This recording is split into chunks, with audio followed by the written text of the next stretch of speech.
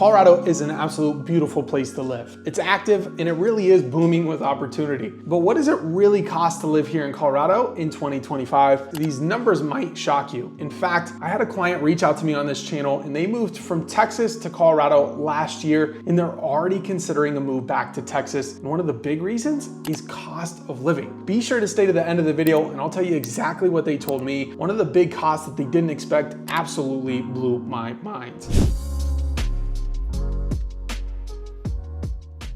So guys, at the end of this video, you're going to understand the difference in purchasing a house versus rent. We're going to talk about the insurance cost spikes here in Colorado, along with the cost of groceries, childcare, taxes, and more. Ultimately, guys, we're not just going to talk about the good, the bad, but it's going to be that kind of no BS filter so that you guys can understand what it actually costs to move here to Denver, Colorado, so that you can make the best decision for your family. And with that, let's get into the first segment, housing costs. We have people reaching out to us all the time looking to move here to Colorado. And guys, for most, it's an amazing move, but others didn't quite expect the actual cost of living here. And so we're first gonna break it down so you guys can understand what to expect in terms of the cost of purchasing a home here. Statewide, the typical home value is about $570,000, which is 160% above the US average. It is not cheap to purchase a house here, but I will say, depending on where you're coming from, it's still not the most expensive. But for most of you, we got to figure out what city are you moving to, because if you're moving Denver Metro versus Colorado Springs or even some of the suburban areas, we could definitely find you the right place at the right price, but you have to know where to look. So if you want to skip the guesswork, down below we have a link to schedule and book a call with us so that we can pull up the map and do a deep dive with you personally. But to give you a general idea of what to expect, guys, in Denver Metro, the average purchase price for a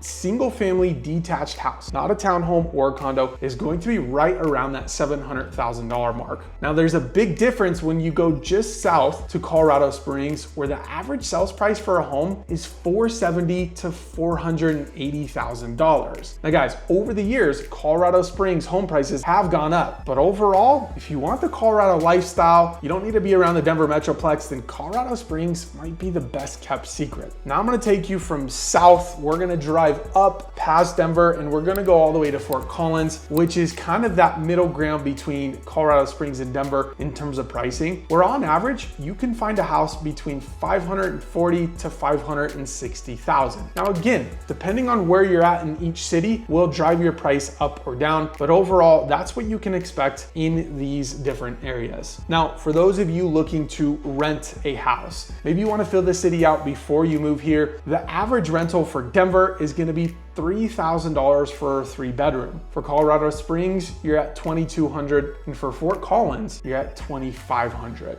But is that the full picture? Not always. You definitely need to note down the extra housing costs that you might not have expected. First one is gonna be property taxes. And guys, at the end of the video, I'm gonna tell you which county you ought to look in if you want lower property taxes. Not only that, but you get cheaper vehicle registration among some other benefits if you look into this one county. But in general, guys, property taxes here in Colorado, unless you're looking at a new build, is gonna be anywhere from that 0.5 to 0.8%. Relatively low, but you have to factor in the high values of homes. 0.8% of a $700,000 home is still a decent chunk when it comes to monthly expenses. And one thing you definitely want to look out for is if you're looking at a new build, you're likely going to be in a metro district and taxes can be anywhere from 1 to 1.5%. And guys, lastly, we're talking about HOA fees. You can run up to $300 to $400 a month if you're looking at a townhome or condo, but for houses, generally you're south of $100 a month. Anytime you're in a community that's $100 plus, generally you're going to have amenities such as resort style pools, maybe golf memberships, etc. And so those are some of the extra costs you ought to consider when purchasing or renting a home. Now let's get into utilities and insurance. And guys, I will tell you, insurance costs over the years have absolutely skyrocketed. And this is something a lot of people don't expect. And so I encourage you, get a piece of paper, write down what you're paying for insurance. And on the other side of that, write what you can expect here in Colorado so that you can really get a close look at what you can expect when you make make your move to Colorado. And I encourage you guys down in the comments, let us know what you're paying for utilities, car, and home insurance so that people can get a different gauge on what it's like here in Colorado versus some of the other states. Now guys, look, I've lived here all my life. I have owned many homes, and as far as utilities go, depending on the season, you're gonna be looking at roughly $300 to $400 a month, and that's gas, electric, and water. Summertime, you got the green grass, you're watering it more frequently, and so obviously your water bill is gonna go way up as opposed to wintertime. And that same thing happens when you're pumping that AC in summer. Your electricity bills are going to be much higher. But what happens in winter is less water, less electricity, but your gas bill is gonna go up because you're pumping your furnace. But in general, what you could expect is roughly around that $300 to $400 a month. Usually covers it unless you're using the AC, the furnace, or the water in excess. What a lot of people don't realize about Colorado is there are acreage homes all over. And if you got an acreage home, chances are you're gonna have a well. And for those of you who are purchasing that type of property, you're obviously going to save a lot on your water bill because it doesn't cost nothing outside of the electricity to pump the water from your well. So that is something to take into consideration. But guys, let's get into insurance. I have a hard time even speaking about it because I've been here all my life and I've seen how much insurance has increased year over year. The reality is, over the last 5 to 10 years, when you take into consideration the wildfires that have happened, the hail risk, insurance companies have had to jack up prices and they're still losing money. So when we talk about car insurance, your average is about $2,200 a year, which comes out to about $180 to $200 a month just for one single car. Guys, that is 21% higher than the national average. As far as home insurance, we're seeing the average of about $4,000 a year, and that's upward of about 60% of a spike increase in some of those premiums. Now, obviously the bigger house, more to insure, you could see that number go up, and same goes for a less square footage house. You could see that come down, but ultimately guys, home insurance has gone up over the years. And as far as health insurance,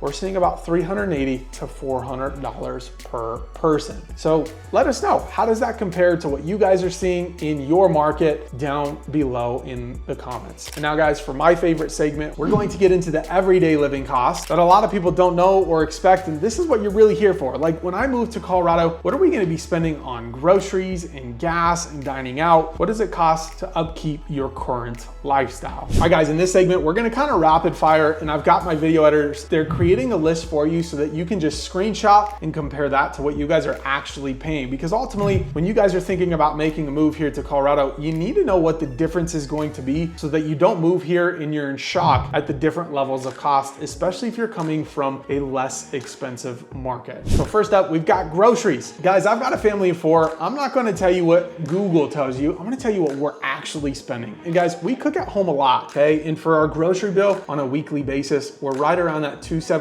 to $300 mark. And that doesn't cover like lunch when we have family come over for a Broncos game, or, you know, we got to pick up some extras for maybe a dinner that we didn't expect. And so on average, groceries, you're looking at $275 to $300. That's going to cover snacks for the week. That's going to cover 5 meals for the week, and maybe leaving out, again, that extra dinner that you didn't expect because family's coming over for the game. But if you want the actual cost, we got eggs at $2.75 to $7.50, depending on your region. As far as milk goes, it's about $3.29 a gallon. Now, what about gas? I was just talking to my clients who moved here from Texas. He was out of state in, I believe it was Memphis, and he said gas down there was about $2.20 a gallon, whereas here is about $3.30 a gallon. And so that's a $1 difference, and that's something you're going to be paying for. In Colorado, you're going to be using your car a lot, and something you definitely need to take into consideration. Now, as far as dining out, restaurant prices are up 5% year over year, and that's probably the same for most places nationwide. But what you can expect to pay is about that $15 to $25 a person if you're going out just to your traditional chain restaurants like Chili's, Applebee's, Red Robin, Buffalo Wild Wings. If you're going to Cherry Creek or downtown Denver to some fine dining, you can obviously expect to spend anywhere from about that $30 to $50 plus per person. And for those of you going to get those easy meals at McDonald's or going to some fast food, guys, I'm telling you, it's about, you know, there's no more dollar menu, right? You're looking at probably spending about $20 to $30 on average for a family of 5. Now, those of you that are looking for childcare, on average, you're looking at about $1,100 a month. In Denver, an infant is about $25K a year, a toddler is about $21K a year. And if you're looking at daycare in specific, you're looking at about $750 to $2,800 a year, depending on your location. So if you don't have family around and you're definitely going to need to look into daycare, these are costs that you should absolutely consider. So now that we've went through lifestyle costs, what does it take from an income perspective to live comfortably here in Colorado? What are the taxes on the income and what's the job market like? I'm here to tell you guys the median household income through my research was about $92,000 a year here in Colorado, with a lot of reports saying you need a 6-figure income for singles to live comfortably. I would slightly disagree. If you're a single person, a 6-figure income, don't get me wrong, you're going to be living comfortably. I think you could also achieve that somewhere around that $70,000 to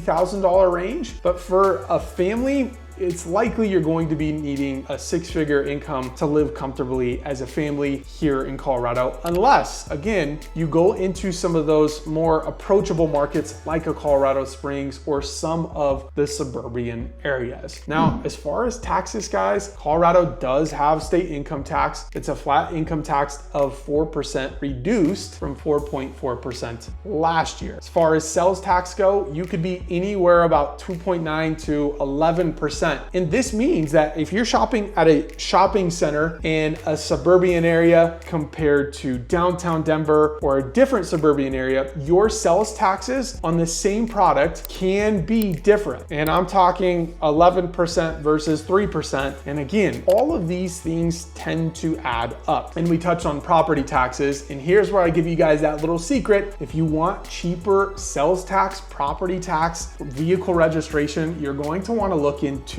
Weld County. Weld County here in Colorado is one of the most wealthy counties, and because of that, there's lower taxes overall. And as far as property tax, guys, be careful of metro districts, because that's when your property taxes go from that 0.5 to 0.8% all the way up to sometimes 1.5%. And so not only are you getting hit on the state taxes, but then those high property taxes, and that's where Colorado starts to really feel uncomfortable. My folks who moved here from Texas, they said, yeah, property taxes tend to be a little bit higher. We don't have that state income taxes, which kind of balances things out. But there's more from them here shortly. Again, be sure to stay to the end of the video. Let's talk just quickly about jobs. We saw unemployment rate of roughly about that 4 to 4.5%. We've got about 136 job openings as of June 2025. And job growth, guys, is modest but steady. I'd say boots on the ground, talking to people and just being a part of the conversation here in Colorado. Job market is a little bit tough right now, but I think that same sentiment is being shared just about anywhere you live. All right, guys, we're just about to wrap up. We're just gonna compare Colorado. We're gonna give you the reality check from here to other states, and then we're gonna let you know why people are still moving here and invite you guys to reach out if you have any questions. If you wanna do a deep dive into some of the different areas, not only do we have videos linked down below, the Denver pros and cons, vlog tours of some of the different suburbs here in Colorado, but we'd love nothing more to connect with you guys and figure out what area is gonna be best for not only your lifestyle, but also your budget. Now, let's get into the comparisons. Colorado, guys, cost of living is roughly about 12 to 13% above the US average. Housing is about 14% more, and utilities are about 14% less. So there's somewhat of a counterbalance there. As far as Denver goes, we're 9% lower than the US average, which is somewhat surprising. If we look at Colorado versus Texas, we're about 9.3% more expensive. Denver's housing is 27%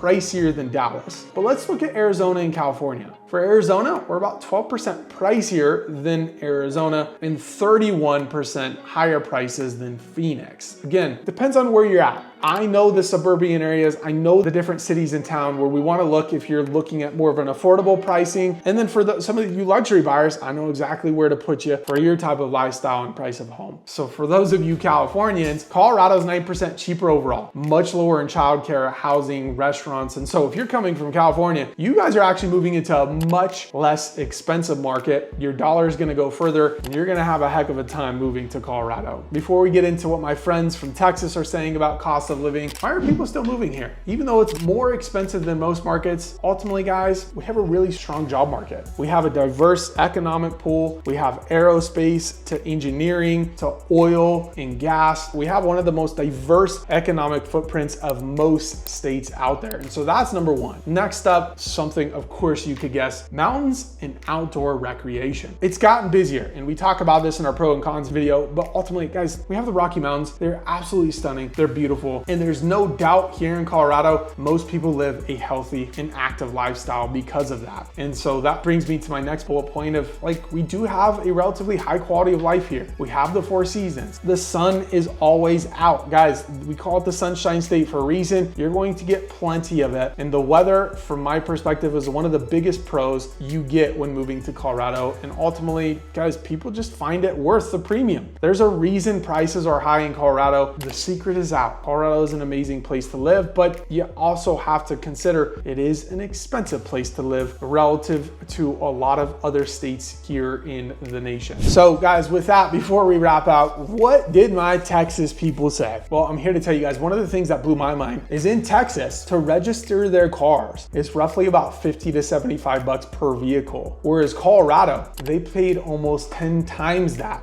for their vehicle. And so if you're coming to Colorado, just know the registration on your vehicles might skyrocket compared to where you're coming from. And I was absolutely floored when I heard that they were paying 75 bucks per vehicle, and all of a sudden they come to Colorado, they have bigger vehicles, a truck, an SUV, and the cost to that is so much higher. And they're even in Weld County, where it's less expensive than some of the other major counties in the Denver metro area. Now, the other expensive things were such things like groceries and gas and just overall lifestyle. Doing entertainment, going out to eat here in Colorado is much more expensive than Texas. But here are the pros of Colorado. First off, Colorado has a free pre-K program to where if you have a kid that's going to preschool, depending on the age, do your own research, it's free. And that's a big benefit here in Colorado, along with free school lunches. Yes, that's right. If you have a kid going into school here in Colorado, just like mine, they're in elementary, they're getting free school lunches. And again, every dollar matters. When we talk about utilities and taxes and home prices, those are some of the pros to Colorado that my Texas folks talked about that I wasn't aware of. So I hope you guys found some value in this video. Next up, check out the pros and cons video. Check out some of the next hottest communities, all of which are linked down below. And if you guys are decided on moving to Colorado, look no more at Zillow and Google. Let's jump on a call. You can scan the QR code on our channel or book a call with us directly down below at the link. And I can't wait to talk with you guys and help make this move to Colorado as seamless and stress-free as possible. Thank you for joining, and we'll catch you on the next one. Cheers.